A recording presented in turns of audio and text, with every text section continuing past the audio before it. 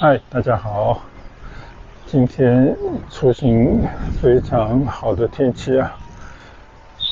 气温呢大概只有24、25度啊，这是久违的广州秋天的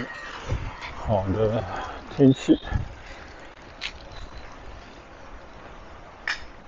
昨天呢，我在村里又试了一下我的麦克风，进行了一番调整以后呢，我觉得勉强能接受啊，好像又恢复到以前的这种收音录音的效果了。那今天呢，我们就骑到村外去再试一试啊。最近真的稍稍有些纠结，因为如果这个麦克风的问题不能解决的话呢，可能就要去找一些更专业的麦克风，可能就要牺牲一些这个小相机的携带便利性，还有本身的这种比较小巧可爱的外观方面的，要做出一些取舍啊。就你会用一些比较专业的麦克风呢，就需要有接收器，还有音频的这种装置等等啊，就会多出一些东西装在这个360相机边上，这个是我不大喜欢的。再说呢，如果我现在用的这个麦克风勉强还能用，能够让大家听得清我说话声音，那我觉得也不见得要去买新的麦克风吧。好，现在呢，我准备骑出学院路这个大门，骑向市广路啊。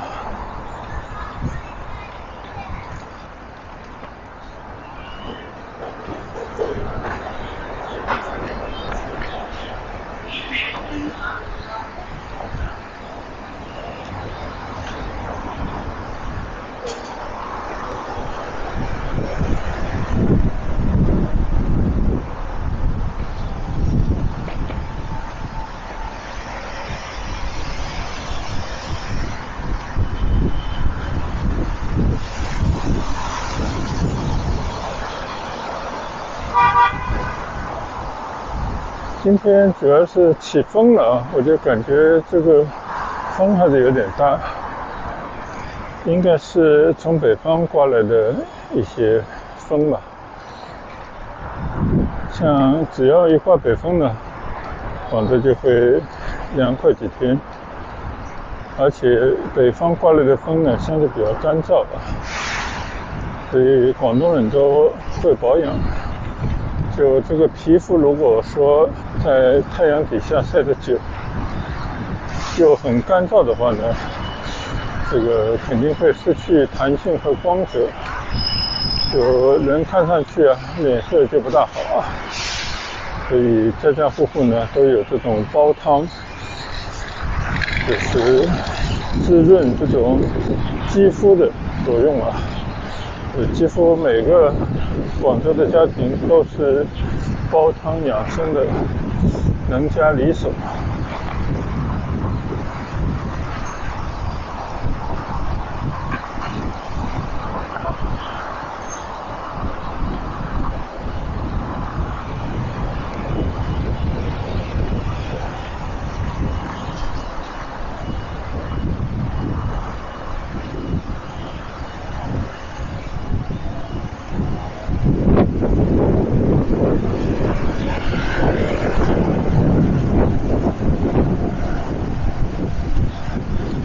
今天的风最起码应该有4、5级以上，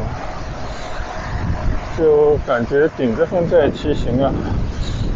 受到一股阻力。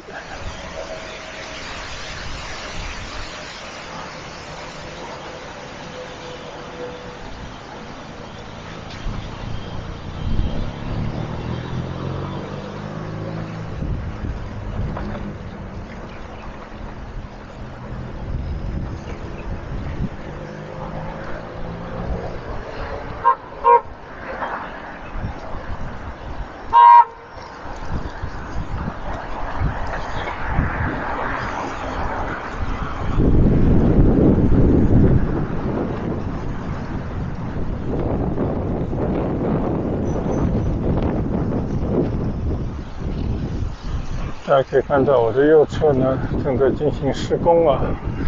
这个就是祈福新村仅剩的一块，也是比较大的商业用地了吧。所以相信呢，左侧的缤纷汇的27将来会连到这边来。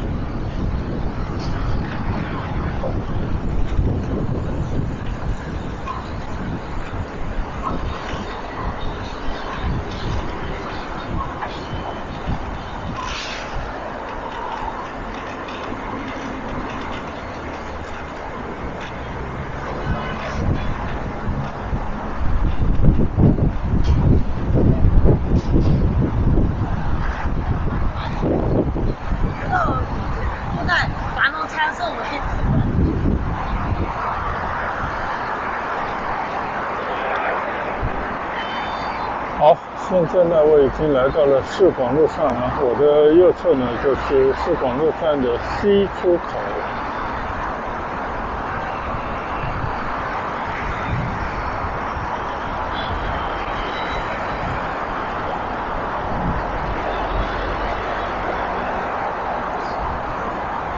早上时间啊，大概也就是9点来钟吧，所以马路上还是车水马龙，一如既往的这种车流滚滚啊。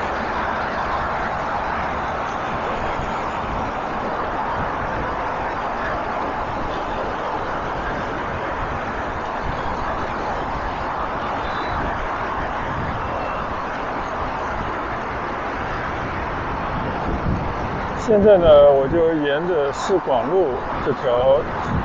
新拓宽的马路向南骑行，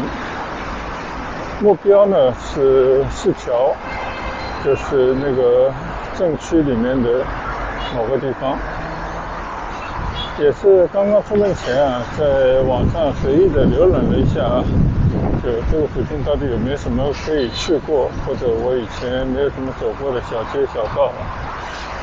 后来发现有一个叫先锋社区，就是位于市桥靠近市桥水道地方，就那是一片老城区，应该是很早以前的古老的房屋啊，和市新又旧的这种后来建的这些房子啊，混合而成的一个社区。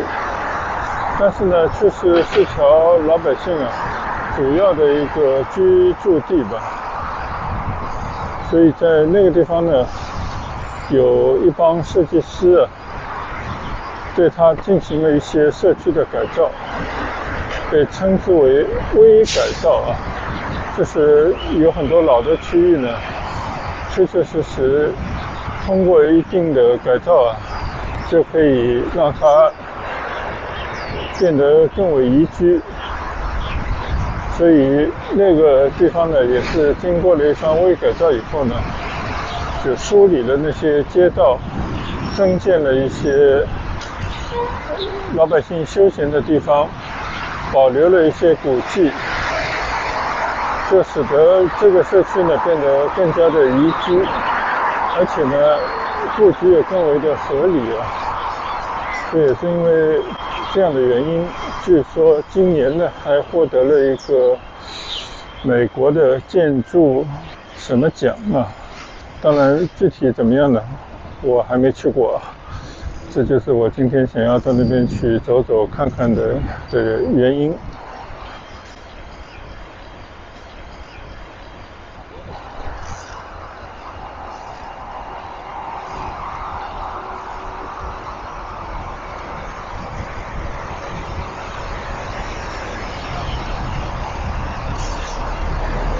看了一下这个地图啊，从祈福新村顺着这条市广路一直往南走呢，就可以去到今天我要去的目的地啊，大概也就是不到10公里吧，应该是非常好走的马路。所以我觉得来回20来公里的距离呢，应该是非常好的健身骑行的一段路。那我们就顺着这个四广路一直向南而去啊，就到了接近先锋社区的地方呢，再跟大家分享。这段路呢，我就快快的骑过去了。在视频当中呢，也会把它太近，因为这条路已经走过很多次了，没有必要再给大家做过多的展示了。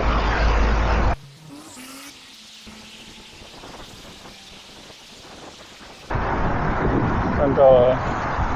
右侧是人民法院，门口呢有很多人在那排队啊，不知道打什么官司呢，还是要进行什么样的申诉。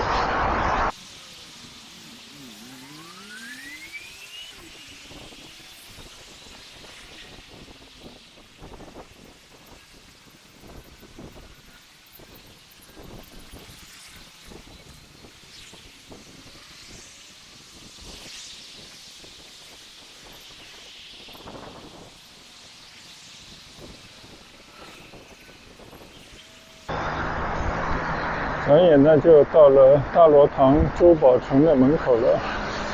看到右侧这个皇冠，钻石皇冠的标志。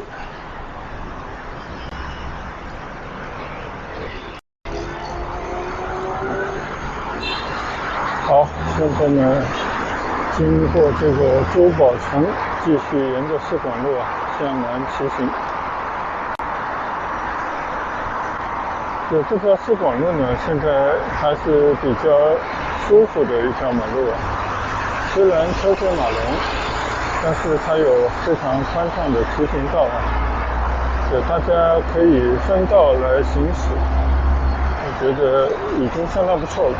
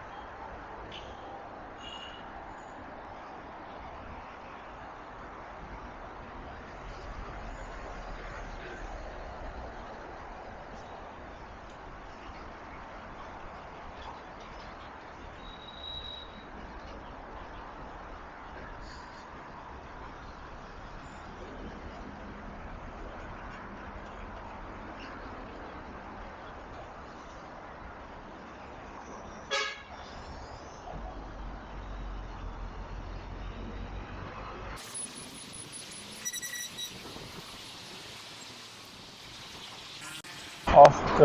等了一个很长时间的红灯之后呢，现在我骑过西环路继续向南骑行。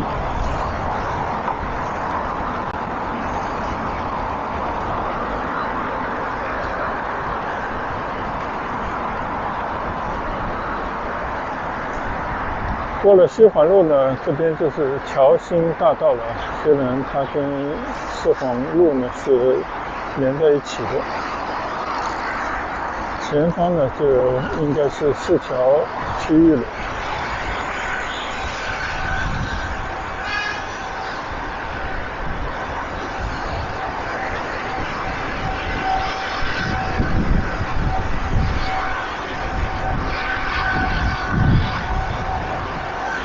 最近一段时间呢，不是在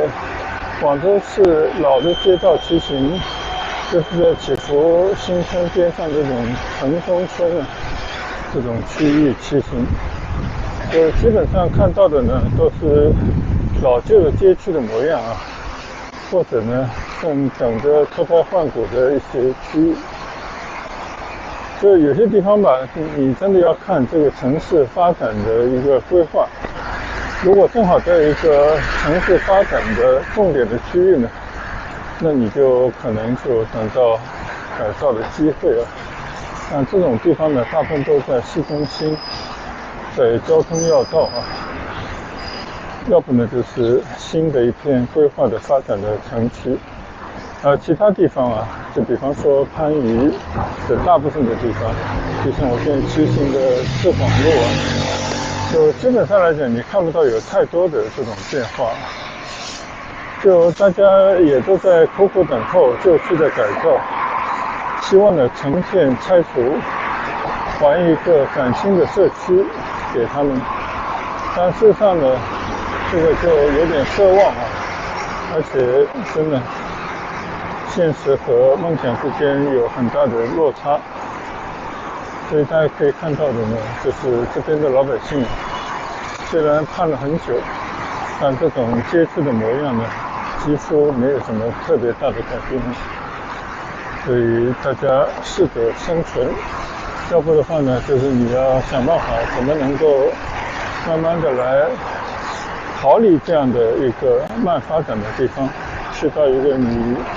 更容易打拼、更能够追求自己价值体现的地方。所以大部分老百姓呢，就是等待变化，等待政府的一些好的福利的到来。但是只有一小部分的人呢，他们会通过自己的努力去改变自己的命运，就坐等是很难等来的。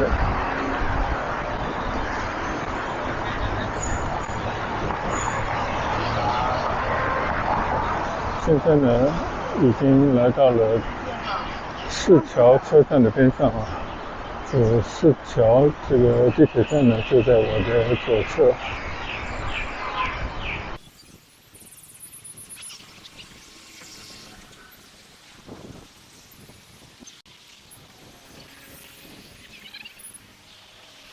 右侧呢，号称万汇广场。我觉得这个配合刚刚那个大罗糖的周宝成那边生产，这边销售，有一条龙的这样的产业。但是这个万汇广场呢，建了很久了，就显得陈旧，估计很快也要进行大的改造了。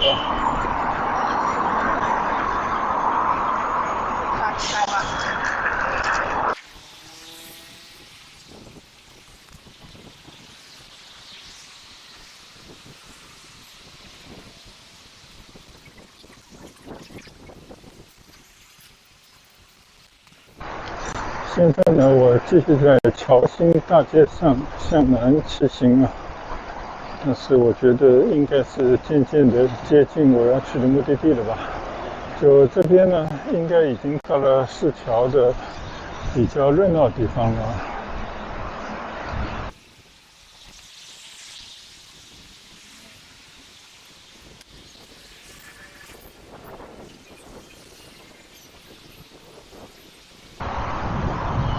左前方呢，就是番禺宾馆啊，就是我们经常以前，如果你要搭乘这种到香港的直通巴士的话呢，往往这个番禺广场都是要停靠，就来回都要停靠的一个站点。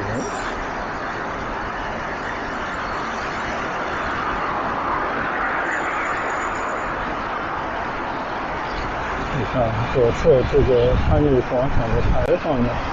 非常典型的这种当地风格的一个建筑物。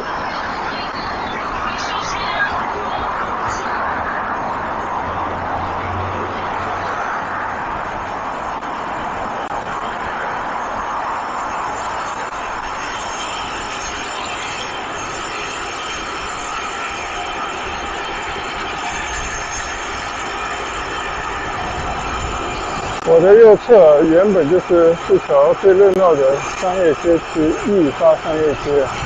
但现在看来啊，很多铺头都是关门状态啊。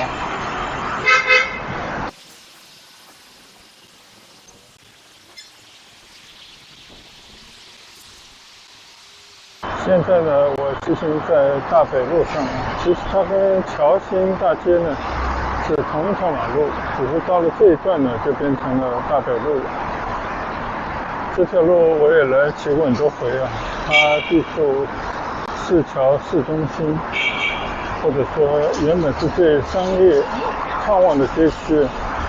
但是你现在看到啊，基本上这些商铺的门都是关着的。当然了，现在因为早上时间啊，可能还没那么多的店铺开门。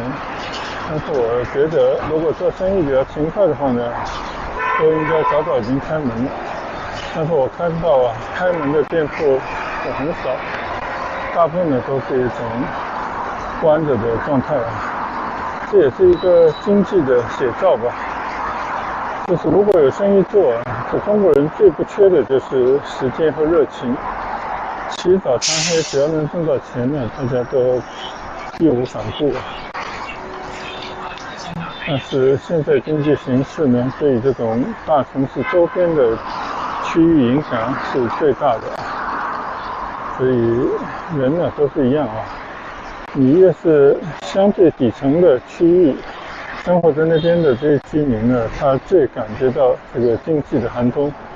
那么做出的所有的反应呢，就是捂紧自己的口袋啊，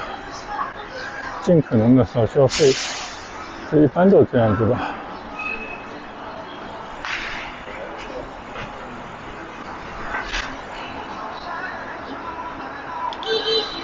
原来这边已经到了大东路了，我就是要开始右拐才对了。你看啊，这条大东路呢，也是有一个这样的牌坊。我已经看到有这个先锋大街，这边也弄成了广州市番禺市桥的文化街区，大概这样。但是更多的呢，我们看到的还是一些普通的店铺。我相信目的地就在这附近了啊！我们就在这个街区呢转齐一圈，然后去找一找经过了微改造的那片先锋社区。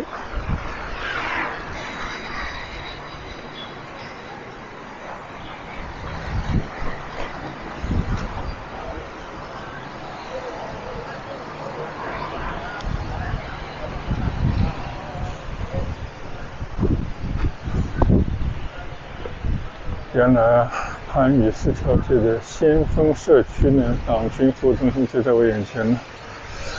就明显的这边进行了一些改造，可以看到重新布置过的一些导览图等等，我们可以来简单的看一看啊。就完成西大街、大北路、大东路、大西路还有光明南路呢围成了一个街区，就是先锋街区。说先锋是市桥之心，市桥之于番禺，始于石桥，番禺之心，起源于元代啊，是这么样的一个地区。我觉得还是值得到里面去看一看吧。对面呢也竖了一个牌子，广州市番禺区市桥印记历史文化风貌街区，大概也是一个这样的地图。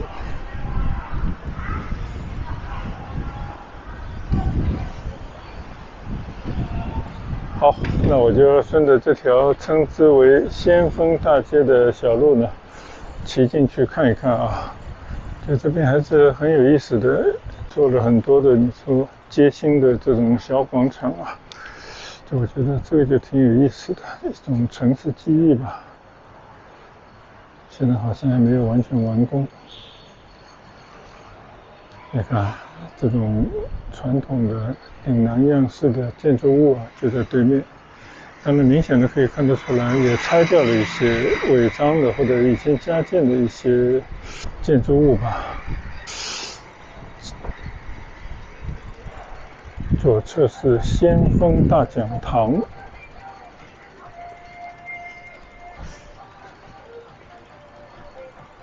古之谢地啊，就是拆除了一些这种沿街的违章建筑以后啊，就露出了它一些历史建筑的原本有的墙体啊，就这种风貌。虽然我看上去好像跟危房也差不多啊，但是应该还是可以做人的吧。这边写着市桥之心啊，就是说刚刚的那段话，就是在元朝就有了这块地方，到了明清的时候呢，这边就变成了一个商业地区了。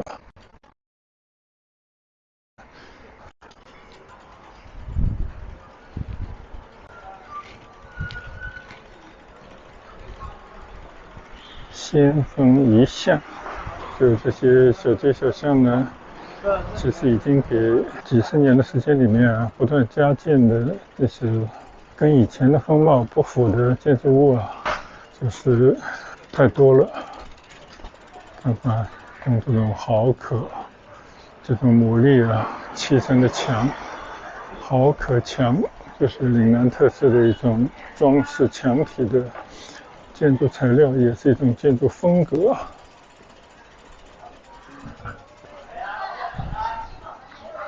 你看，转过来一点点呢，就可以看到，就这种房子，我估计很多都是加建、违建的一些房子了啊。但现在呢，对于老百姓住在这边，但好在呢，这边的卫生状态，我觉得还是相当不错的啊。你看这个地上还挺干净，可以看到有只小白猫，喵，喵喵，都不知道谁家的啊，还是这个野猫。总之，城里要多一些这种，我们就会更有人文气息，更有人文关爱啊。所以中国人现在开始也养宠物了，我觉得可以称得上一种微改造啊，花无袖为神奇。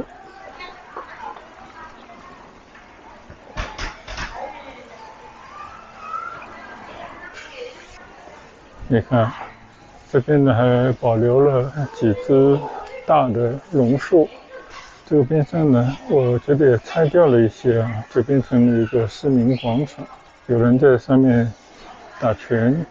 遛娃等等。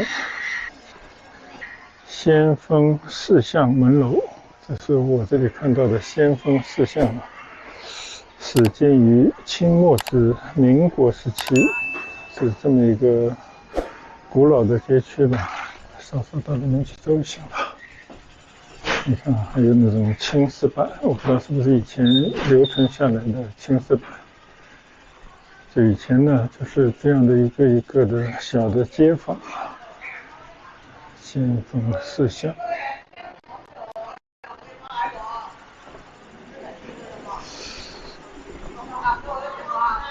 石桥呢，可以想象以前啊，在相对来讲，这个古老的年代啊，它其实是广州，当然主要是石桥当地啊一个最繁华的地方。但是久而久之呢，随着工业化一个经济的发展，就来的人是越来越多，那就是很大的困惑，就是房子不够住了。所以以前住的那些房子呢，只能加建啊，把空地呢都变成了这些房子，当然就缺乏一些规划，搞得就凌乱，那么就渐渐的就这种原本非常错落有致的这种布局啊，就被破坏掉了。然后就是我们眼前看到的这种，真的，你如果要去大的改造，那可能都要搬走最起码一大半的人吧，才可以恢复成以前街区。那显然是没有这种能力啊。那么现在就大家稍稍做些改善啊，就以一种微改造，那我觉得微改造也是不错的。这样的一种形式呢，就让梳理一下现在的这种混乱的局面啊，陈旧的街区，最终呢也让当地老百姓啊有一种获得感，也能够改善一下他们的居住环境啊等等。我觉得这也是不错的一种做法。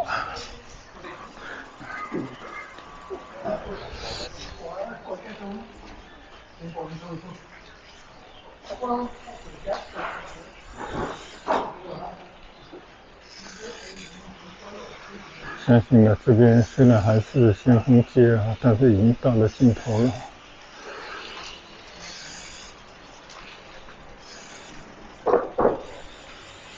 但不管怎么说呢，这边也增建了一些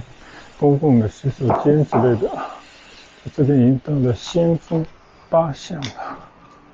好了，那我们还是调转头来啊。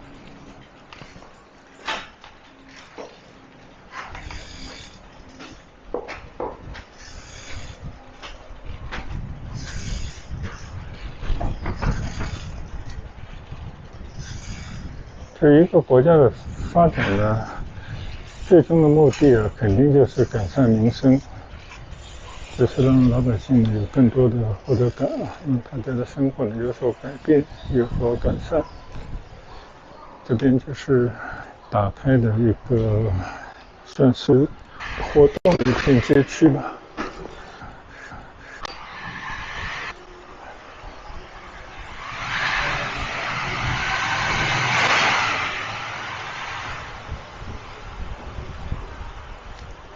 就感觉以前这边应该像一个学校啊，你看还留有这些跑道。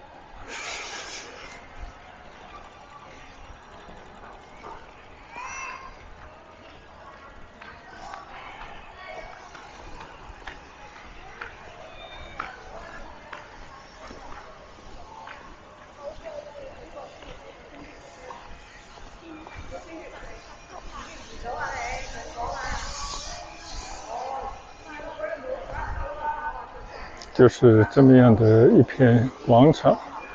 我觉得还是可以给周边的这些居民啊，到这边来纳凉，到这边来做一些休闲活动啊，因为大家也是需要社交，孩子们也需要一片这样的空间。你看很多家长带着小朋友在这边活动啊。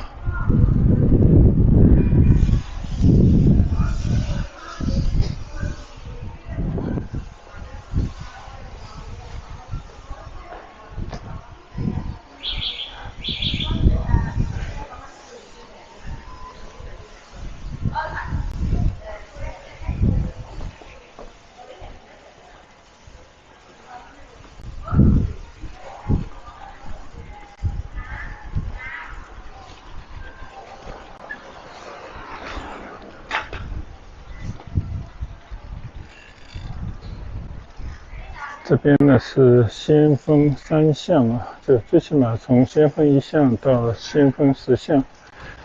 说不定还有更深的这些街巷啊。就我觉得改好过不改吧，虽然这个网上对这篇街区的微改造褒贬不一啊，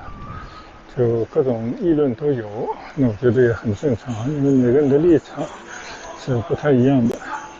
但对我来讲呢，我觉得能改造肯定对当地老百姓有好处。就你特别是没办法做到一步到位的话呢，是应该有所改造，让老百姓呢及时的能够让他们的生活有一些新意啊，我觉得这是应该的吧。好，那现在呢，我已经骑出了这条先锋大街啊，那我在周围呢随便再随意的走走。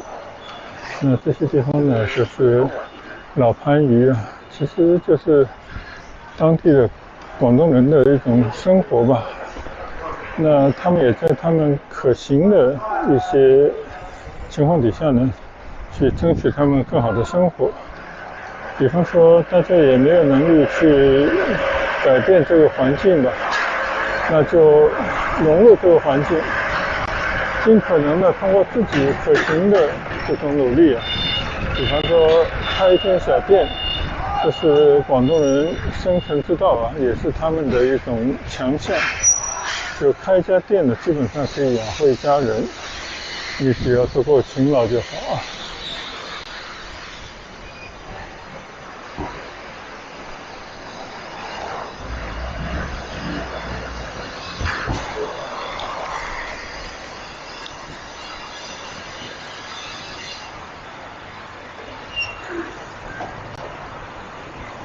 这边出去呢，就是大南路这座牌坊了，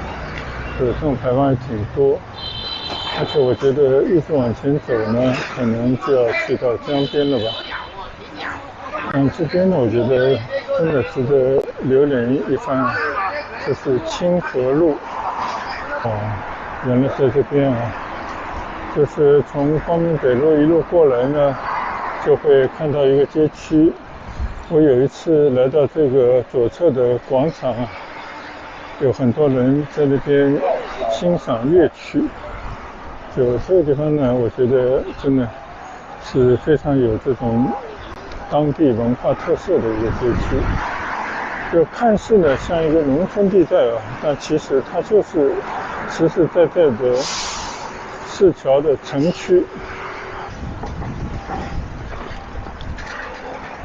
现在我眼前的我的右侧呢，就是一片广场，这个上面呢有很多的石凳，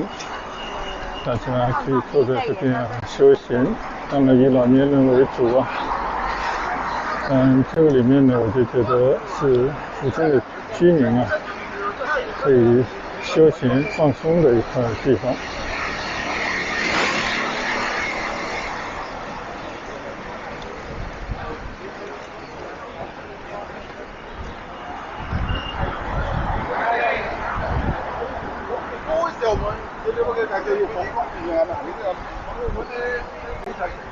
就这种感觉呢，就像来到了一处农村地带啊，在一个乡村，在乡村的村头，就很多的这些邻里街坊们呢，就在村头汇合，交流想法，然后呢，也彼此聊聊天，说说话。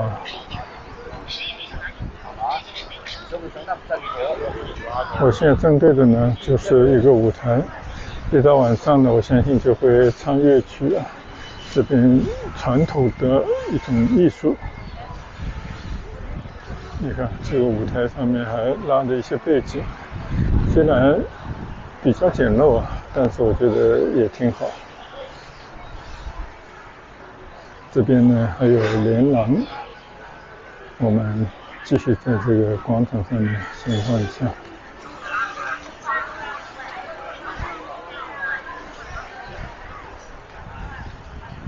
有打拳的，有闲坐聊天的，也有很多坐着轮椅的老人家。更多的呢，可能就是打牌啊、下棋啊这种大家最容易接受也最容易进行的这种游戏。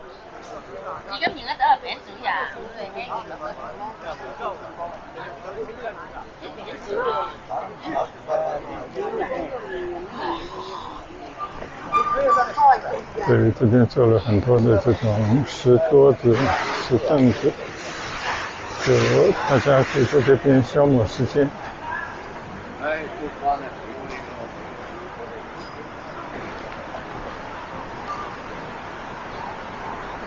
其实这个广场还占地面积挺大的，你看啊，它有很长的连廊连过来，一直连到这里来。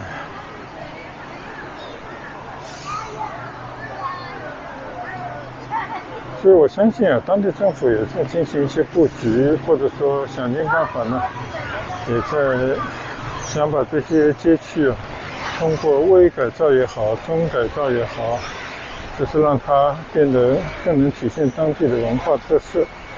让住在附近的老百姓啊，虽然享受不到这种完全是拔地而起的新城区这种感觉，但是呢，也能在这些微改造当中呢，得到一些便利，让生活有更多的乐趣。所以我觉得这种旧街区的改造啊，真的挺不容易。当然，主要是靠政府牵头了。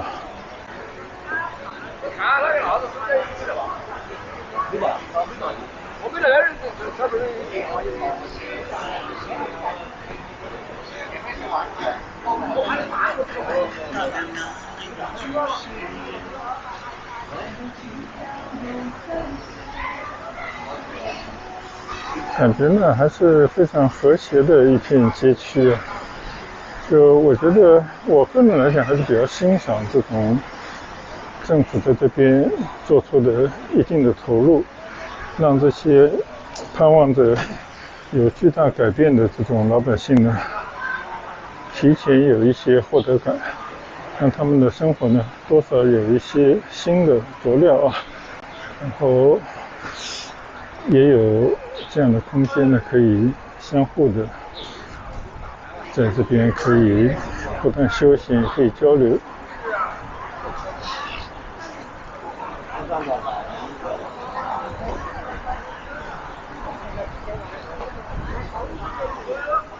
而且你看啊，这些男的、女的、老的、少的啊，就彼此呢有各自的活动啊，各自的不同的交流，我觉得这就挺好的。你嗰啲敷料今日講緊就係咁多，咁啊？而且剛剛我看到邊上的一些老奶奶了，應該是都已經身體不便了，應該有他家裡的小輩啊，推着輪椅在那麼好的天氣到這種人多的地方來感受一下這種生活的樂趣，我覺得這就非常好了。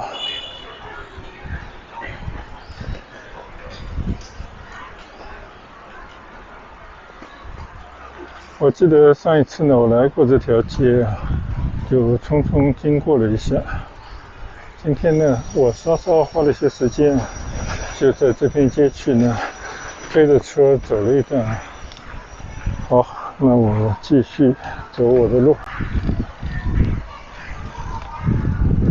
我相信呢，這邊很多的房子也是經過了一些所謂的微改造。你可以看到這些房子的外牆呢，都統一的用這種灰白相間的磚塊啊，做了一些處理。地面呢也是掃平了，我覺得最起碼風格有一定的統一。中國的歷史呢，就是破而立，立而興，興而衰，然後呢繼續循環。好，過了馬路呢，這就到了市橋的文化街的這個地方了。其實就是到了市橋水道邊上，我也經過很多回，其實就是剛剛的這一片廣場的延伸。那這邊呢就有更多的老百姓在這邊休閒，因為這個位置更好，大樹底下啊，市橋水道江邊，就覺得這邊老百姓住在邊上的，我覺得他們可能寧願保留這樣的環境，也不願意讓這邊成為一片高樓大廈的商業林立的街區了。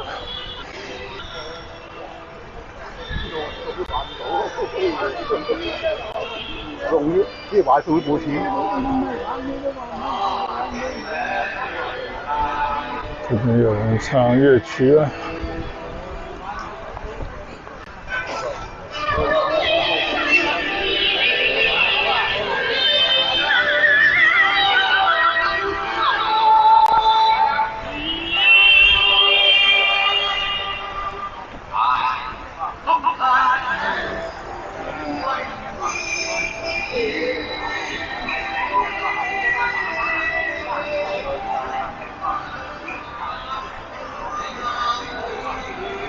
今天呢，我就純粹因為聽到有一個先鋒社區的微改造項目落成，而且據說還得了一個什麼獎，然後呢就過來看一看啊。然後呢就在市橋的這些老百姓聚集的舊的街區，其實呢前前後後都經過了一些改造，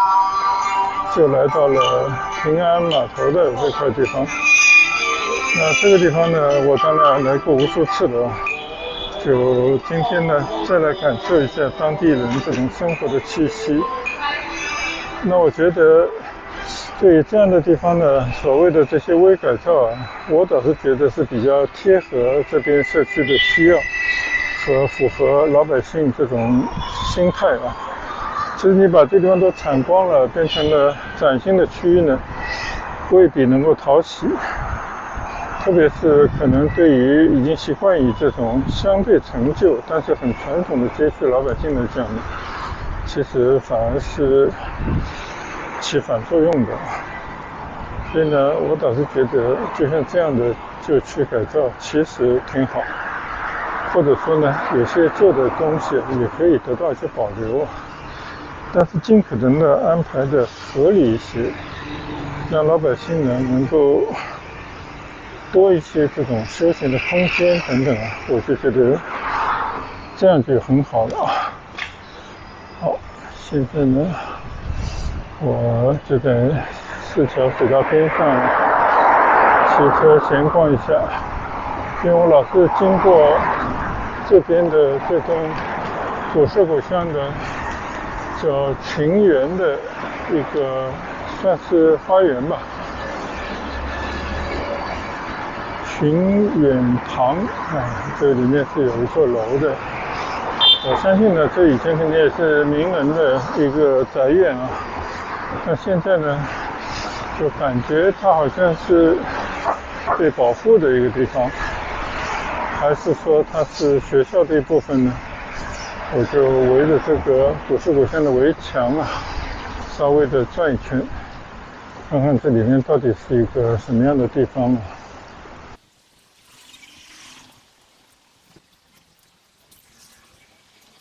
我的左侧呢就是光明大桥吧，就这边呢就是一个可以升起来的一个桥，就如果是有大船经过呢，它就可以通过像这种电梯一样的，就让这个桥呢就升起来，大船过去以后呢，再把它闭合。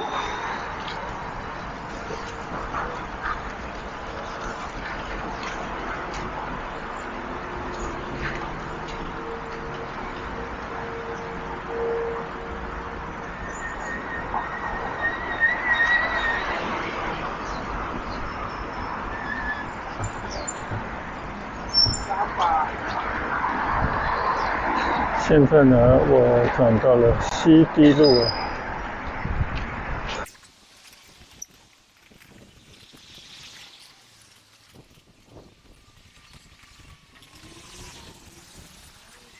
原来这边呢是广州市番禺区老干部党校，也是离休退休干部的一个地方，活动中心。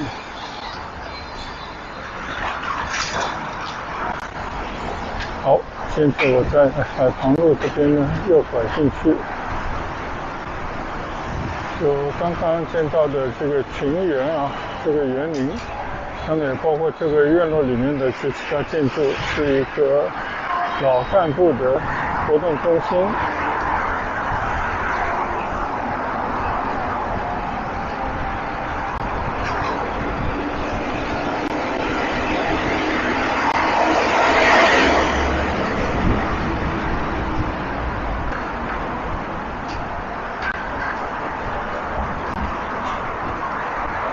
就这街区呢，真的，你只要往两边看，它就有很多的这种小街小巷啊。有这些小街小巷呢，里面其实都是密密麻麻的居民区，就像我们刚刚看到的微改造的先锋社区一样的。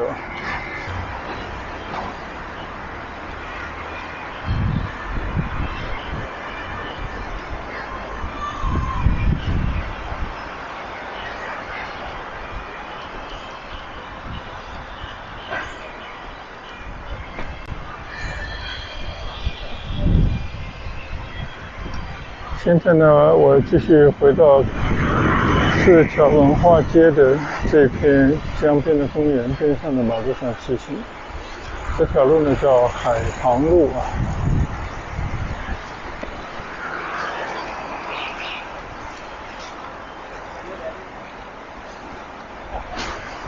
虽然这些街道呢真的已经很陈旧啊，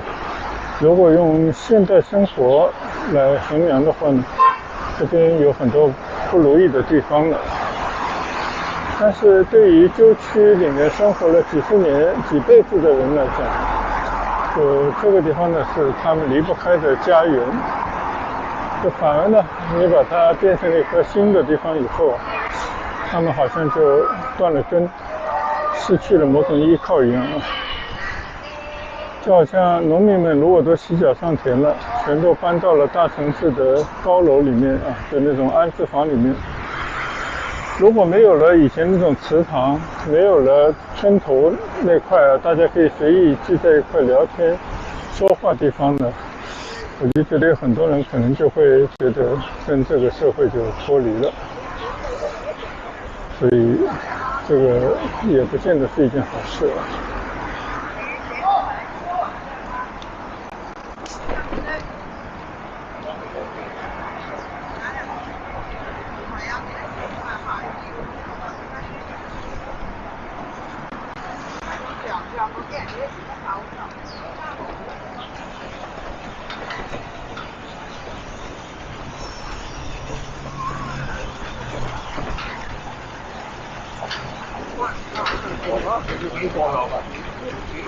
我的右侧就是四桥水道，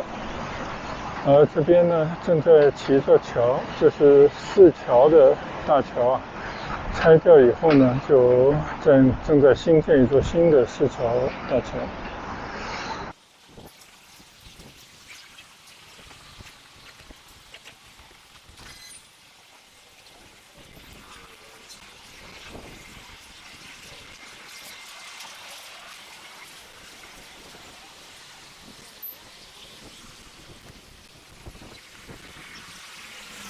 现在呢，骑行在长堤东路上啊，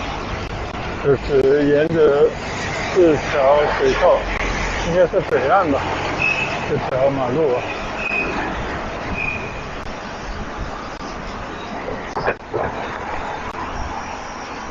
前方呢，我就看到左侧有清河东路了。那我就把这一段呢作为我今天从祈福新生到四桥的骑行的第一段分享给大家，还是非常有趣的一些小街老巷，看到当地的居民啊，其实过得平淡，但是呢也很知足的生活，状态还不错啊。我就觉得有这样的生活呢，就应该知足。好，那我们谢谢大家的支持和观赏，再见。下一段继续跟大家分享，拜拜。